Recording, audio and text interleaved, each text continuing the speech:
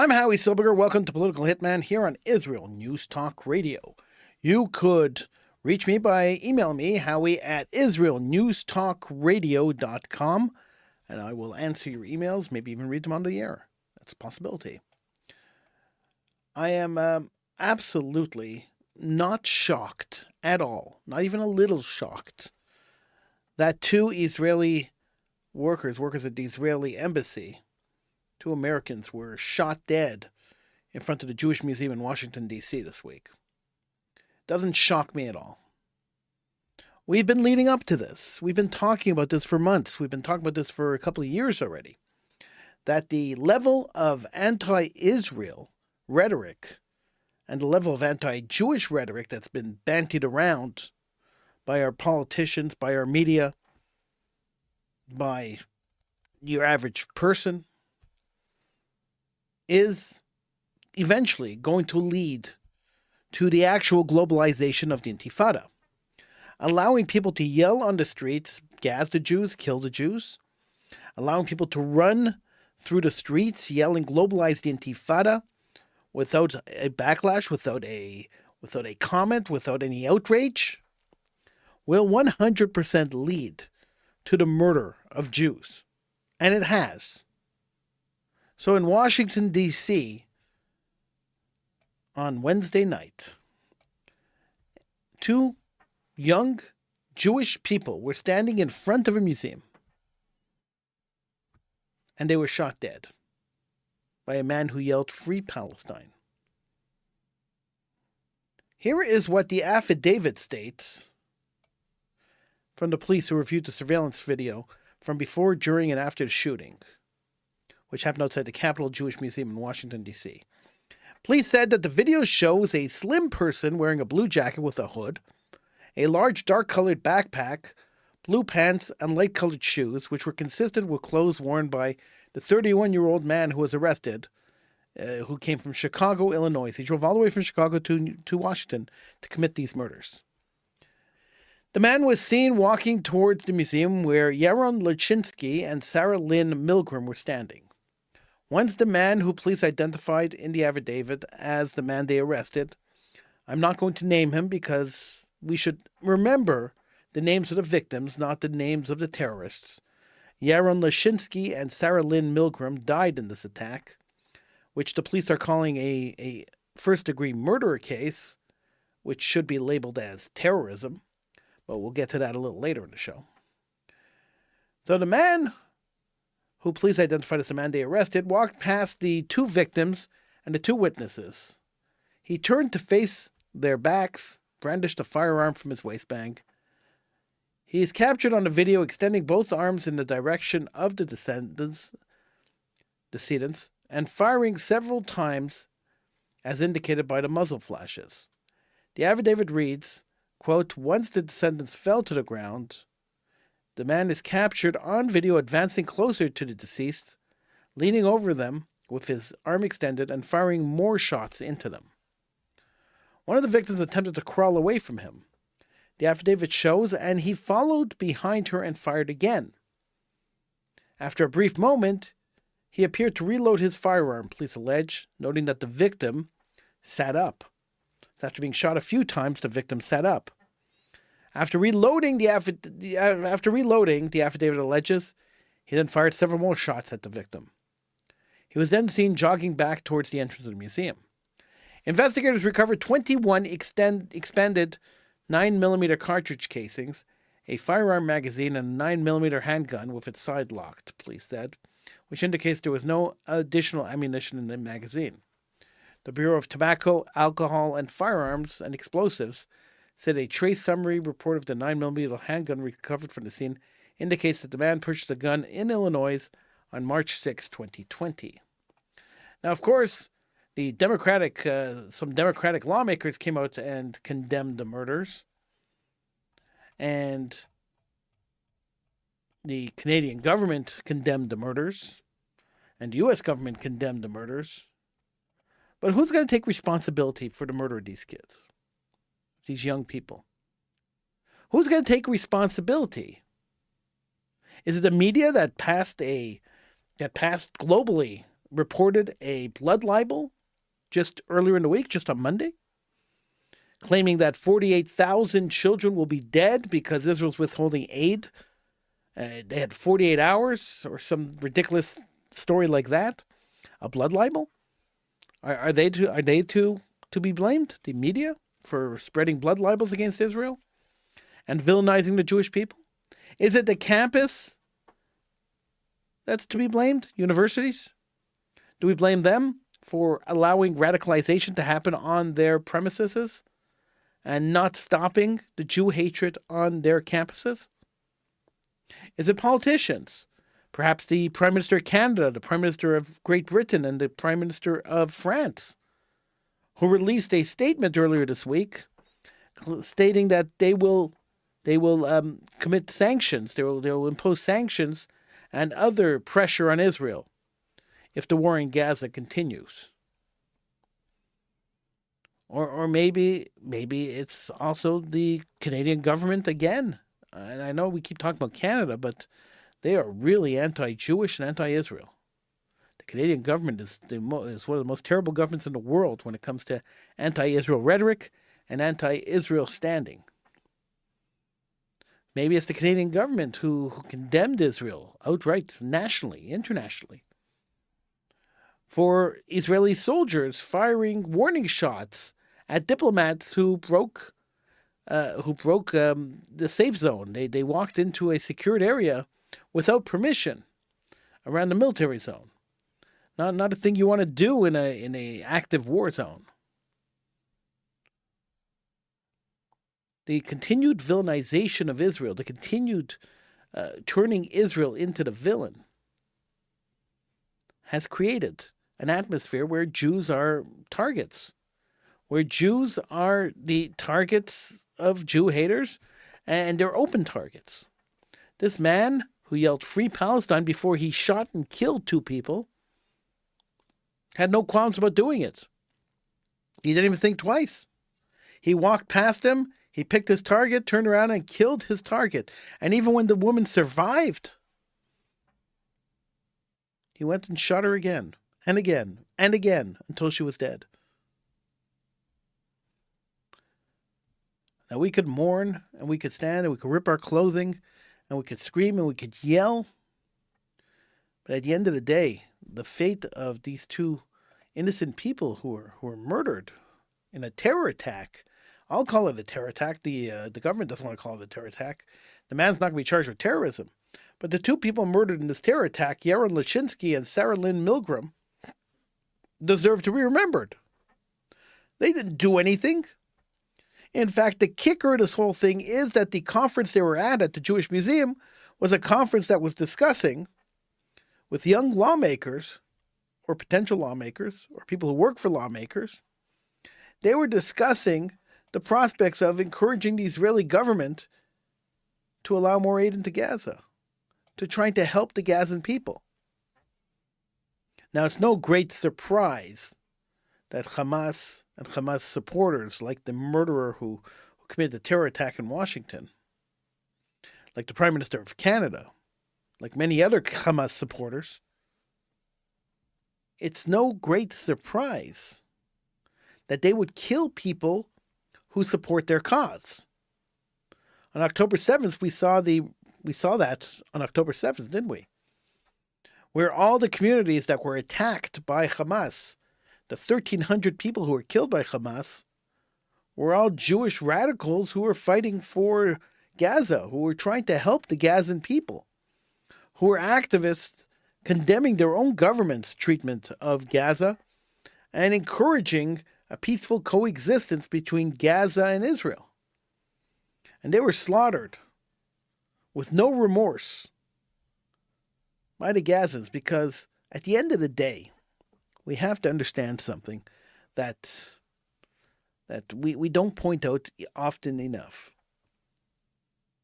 We have to understand something that the media is not going to tell you. We have to understand something that we should know and we should understand.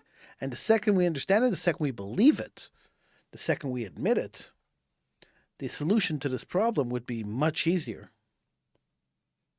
We have to understand that this war between the Jews and the Arabs who are living in the region has nothing to do with land. The myth of a land war has to end. The Israeli government has to stop pretending it's a land war. The Arab Emirates, they funded terrorism for 50 years until they realized that it's more profitable to allow Jews to visit them than it is to terrorize them. The Arab League all have to stop pretending this is a land war. We know the farce is up, the game is up. It's totally up. This is not a land war. It never was a land war. Had this been a land war, then Yasser Arafat would have accepted 98% of the Judea and Samaria that was offered to him. He would have accepted Jerusalem as the capital because that was what was offered to him. The 2% that was not offered to him, basically large settlement cities, they didn't really make up a huge portion of the land that he was asking for. He could have had his Palestinian state, but he walked away from the table. He walked away from the table because it had nothing to do with the land. Had it had something to do with the land, he would have accepted a deal. A Palestinian state would exist today. But he didn't accept the deal. He walked away because the land wasn't the important thing. Because the only condition that Israel put on them at the time, the only condition that Israel wanted, aside from a demilitarized zone, which would have made sense, the only other condition that Israel wanted was recognition. That he had to recognize the Jewish state and accept the fact it was a Jewish state in the Middle East. He walked away because he couldn't do that. He couldn't do that because Islam doesn't believe in giving up land. And since the Ottoman Empire, which was a Turkish Muslim empire, was a caliphate that controlled land right across the Middle East, all the way into Spain, because that caliphate existed, then that land is considered Muslim land forever.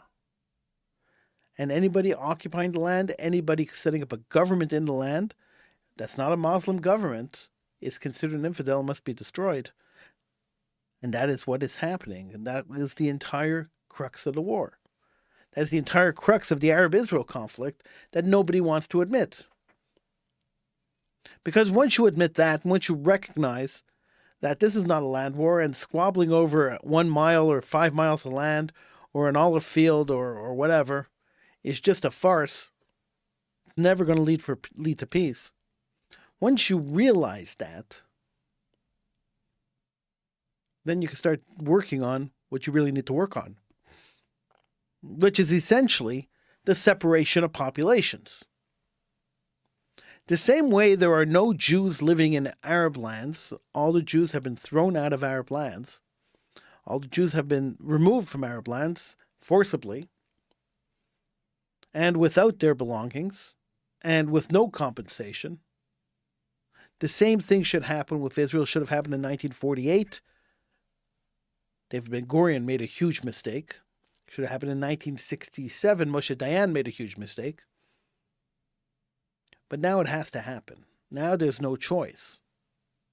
The separation of population must happen. And once the population is separated, the Israelis could live in peace. And the Arabs could live in peace in their land. But you see, unfortunately, that can't happen, that Israel could live in peace. Because as long as radical Islam, as long as the Islamic law says that any land occupied by a caliphate is Islamic land forever, and anybody who sets up a government on that land has to be destroyed. They're considered infidels and must be destroyed. Israel will be perpetually at war with Islam. Not hard to figure out. There's the crux of the problem. And so you have intifadas, uprisings. You have BDS trying to destroy Israel from internally. You have intifadas trying to destroy Israel externally. You have wars. You have terror attacks. And suddenly it leaks over into the Jewish community.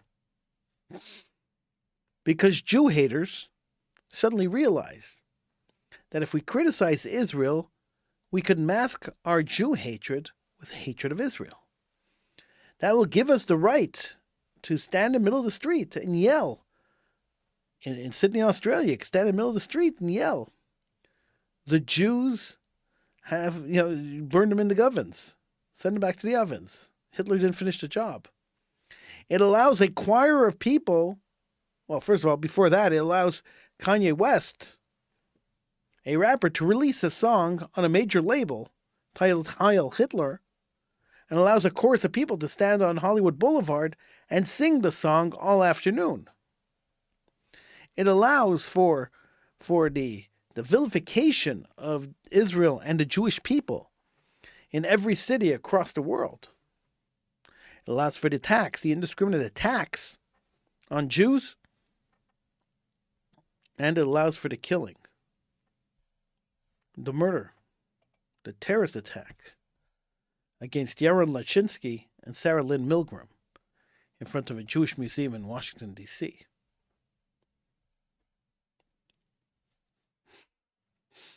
We're living in a time where Jews are not safe anywhere. We're living in a time where the Jewish community, and I'm talking the global Jewish community, has no idea how to stop this. This tremendous run of Jew hatred. We're living in a time where the state of Israel, wounded from that terror attack on October 7th, is trying to eliminate the terror group that attacked them and getting condemned for it. We live in a time where everybody's a victim except for the Jews. The Jews are not allowed to be victims. We live in a time where court Jews sit in governments, and allow their anti-Semitic task leaders to do whatever they want and say whatever they want. And try to placate the Jewish community. I have your back, they tell you. But they don't. It's not true. They don't have your back.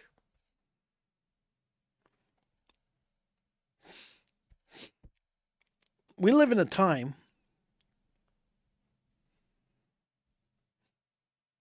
where strong Jews have to stand up and have to show who they are, where fear can't factor in. We live in a time where we have to tell ourselves, we have to tell everyone we know, that we stand with Israel, we stand with Judaism, and we are not going to allow this to happen again. We've lived through a Holocaust. We've seen this before. We've seen this movie before. And we are not going to allow this to happen again. We must make those words real. We can't have hollow words anymore. The chant, never again, for the last 40 years have been hollow. And I don't like the slogan, never again is now. I hate that slogan. And I'll tell you why. I hate the slogan as much as I hate the slogan, bring them home. Two horrible slogans. Bring them home means that we have a responsibility to go in there and get them. The hostages. The 58 hostages that are still being held by Hamas. We don't have that responsibility. They have the responsibility to release them. We are taking the onus of them releasing the hostages off of them by saying we have a responsibility to go and get them. The slogan should be, let my people go. It's an old one. Classic.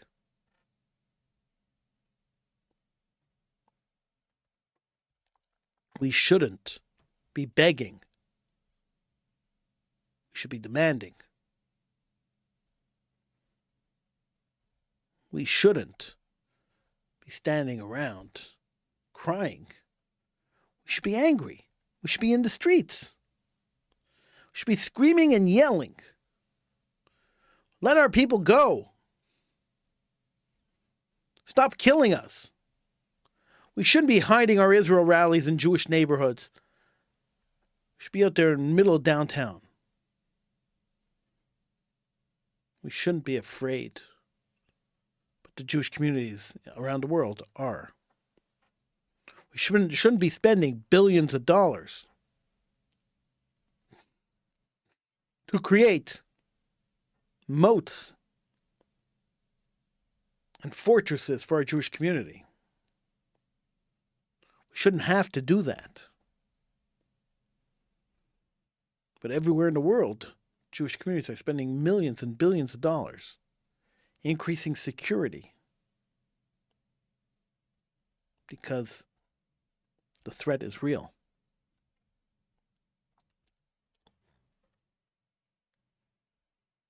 It's a scary time. It's a horrifically scary time. And it's legitimate for people to feel scared. It's legitimate for people to say, hey, 1 second. They were standing outside a museum, minding their own business when a guy walked by and just shot them. That's a scary thing to happen. But yet the same people who are standing in fear are re-electing court Jews into governments. The same people who are sitting in fear are the ones who are saying, don't go onto the streets. It's too dangerous. Don't reclaim the land. Don't reclaim the property. Don't reclaim our right to live in freedom. Don't reclaim our freedom of speech. It's dangerous. These are the same people. And the court Jews that are sitting on governments around the world and supporting the Jew haters and placating the Jewish community, saying, I'm Jewish, you could trust me. You know, when someone tells me that I could trust them, they're the last person I trust. Someone tells me I'm honest, you could trust me. I don't trust them at all. If you were honest, you wouldn't have to tell me you were honest. If I could trust you, you wouldn't have to tell me I could trust you.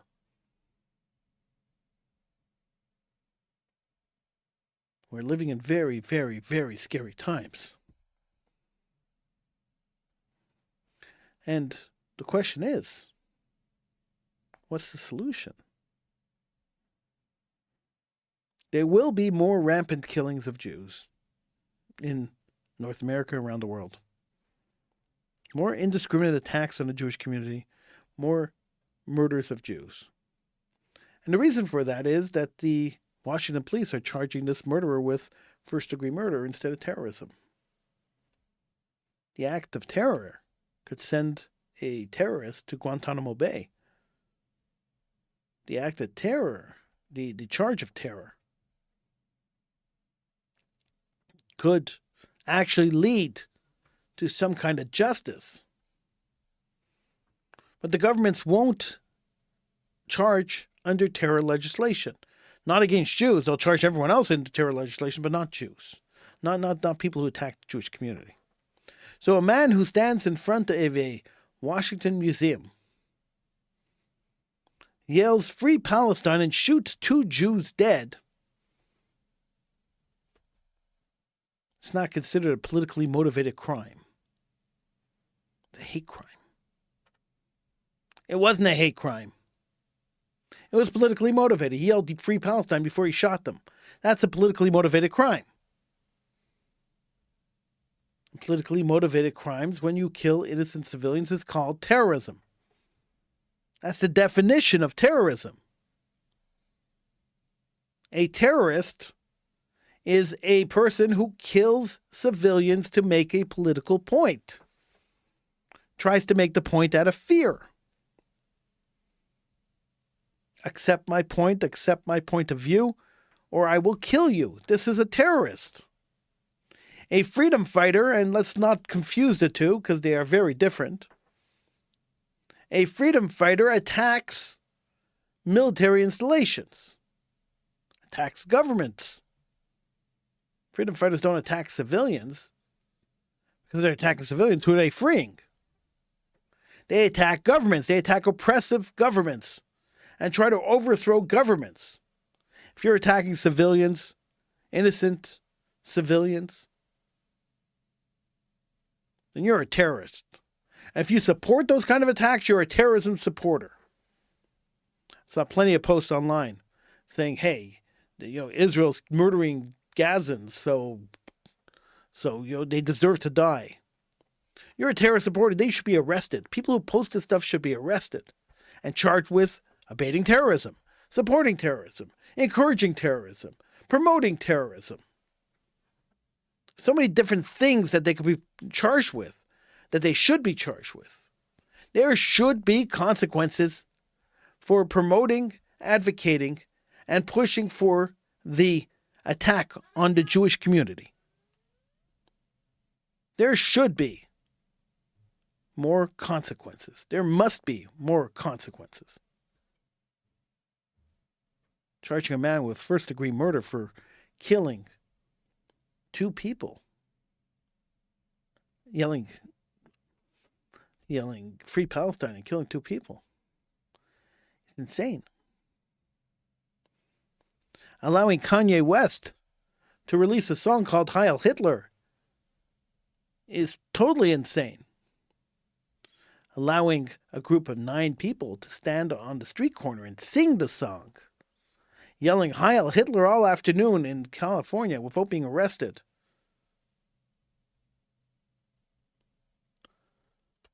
Let me ask you this,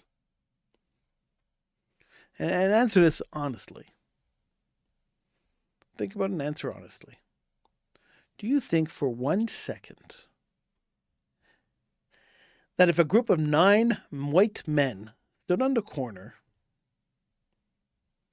and sang a song about putting blacks into slavery or murdering blacks and using derogatory terms for black people, do you think for 1 second they'd be allowed to stay there for 3 hours? Do you think if a group of people started rallying and protesting and running into the street yelling, kill the blacks, Jim Crow laws, we need them back, or anything else that had to do with slavery or the oppression of black people, do you think that this would be happening for 3 years, 5 years, 6 years? Of course not. Of course not. Governments would be beside themselves. They'd be bending over backwards trying to end it. But aside from that, the black community would be destroying the country. Remember Black Lives Matter? That's what would be happening. Because people are not going to put up with this kind of racism. People aren't going to put up with this kind of hatred. Nobody puts up with it, except for the Jews. I suppose because the Jews are an easy target, they get attacked. Because they know that the Jews aren't going to kick back. The Jews aren't going to start lighting buildings on fire. The Jews aren't going to start rioting in the streets. Maybe it's time for the Jewish community to stop being passive. Maybe it's time for the Jewish community to start being practical, to start being proactive, to start taking a stand, to start fighting. And sure, you're sitting in your chair right now and you're listening to me. You're saying, Howie, I agree with you 100%. But what are you going to do about it? You're not going to, I'm just waiting for the next guy to start it. No, what are you doing about it? If you agree with every word I'm saying tonight, if you agree with every single word I said on this show, what are you going to do to change things? Change starts with one person. It doesn't start with a group of people. It doesn't start with a community. It starts with one person who has the strength, the fortitude to stand up against what community believes and fight for what's right. Someone with vision who can stand up and fight. Now, if there's more than one person, great. There's a strength in numbers. but it must be done. We can't sit idly by and allow this to happen.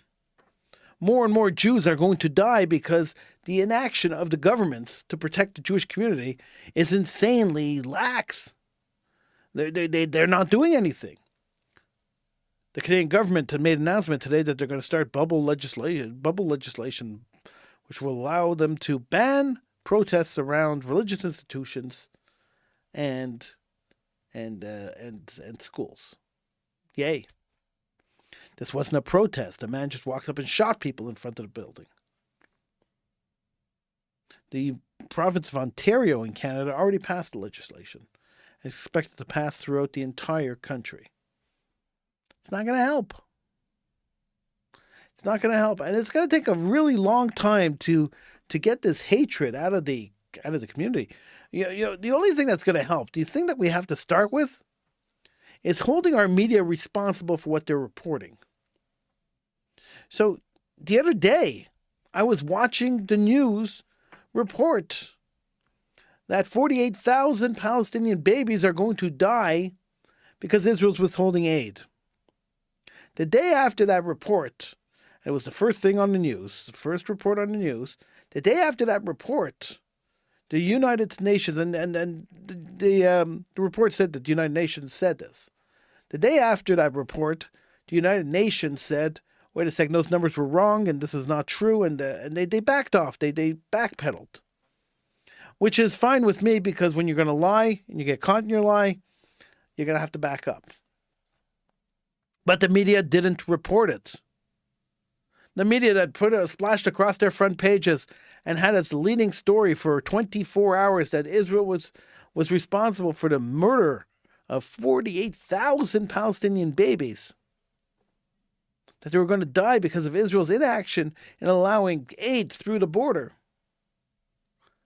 When it was proven non-true, the story was proven non-true, the media remained silent, because if you can't malign Israel, because if you can't create a blood libel against the Jewish people, then might as well just shut up. Might as well just not talk. And if something happens and you made a mistake, there's no backtracking on your mistakes when it comes to Israel. Because nobody cares, because the villainization of Israel is ongoing. It's not right. It's not fair. That's the way it is. Do we have to accept this? Probably not. But we will. Because the Jewish community accepts this stuff. They don't back down. They back down, They back down. They should not back down, but they do back down. In the name of political correctness. In the name of getting along with our neighbors. Give me a break. If our neighbors wanted to get along with us, they would stop trying to kill us. If our governments wanted us to live in peace, they would stop encouraging people to attack us. It's really mind-blowing that we're at this point in history where Jews have nowhere to go. Well, today we do, actually. I was going to say Jews have nowhere to go, but the truth is that we have somewhere to go. We have our own state. We have our own country. And yes, it may be under attack right now. And yes, it may be a little bit at war, but it still belongs to the Jewish nation. We should never be afraid to go there. We should never be afraid to settle the land, to live in the land, and to live under a Jewish army. An army dedicated to saving and fighting for the Jewish people. Life in North America, life in Europe has come to an end for the Jews. We've outlived our welcome. It's time to go home. It's time for Hamas to release the hostages. It's time for the governments of Western democratic countries to actually condemn Jew hatred. And it's time for the media to stop promoting blood libels. And it's time for us all to live together in peace and harmony. I know, it's probably wishful drinking. Wishful thinking. Wishful dreaming, as they say. I'm Howie Silberger. This is Political Hitman on Israel News Talk Radio. Thank you so much for joining me. I will see you again next week, right here on IsraelNewsTalkRadio.com. Don't forget to check out the website, IsraelNewsTalkRadio.com. And you could always email me. You have a comment, you have a question, you want to talk to me. No problem. Email me, Howie at IsraelNewsTalkRadio.com.